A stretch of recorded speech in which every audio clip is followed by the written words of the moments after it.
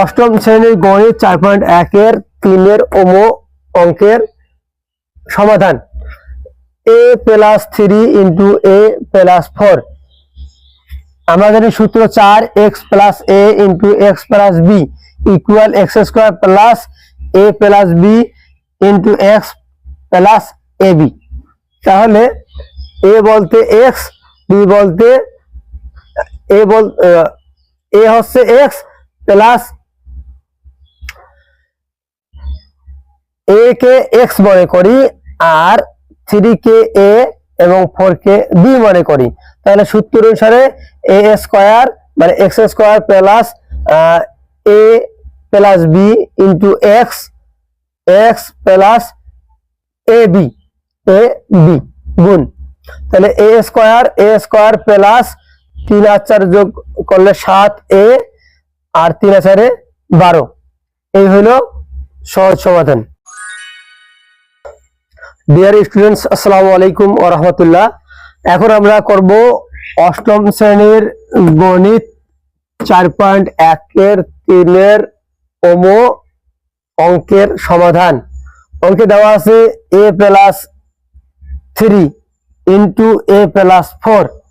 তাহলে আমরা জানি সূত্র 4x + a * x + b = x² + a + b * x + ab। তাহলে a কে x মনে করলাম আর 3 কে a এবং 4 কে b। তাহলে x + a x + b। তাহলে সূত্র অনুযায়ী x² বলতে a² plus a plus b into x বলতে a বলতে 3 প্লাস b বলতে 4 ইন্টু x বলতে a প্লাস ab।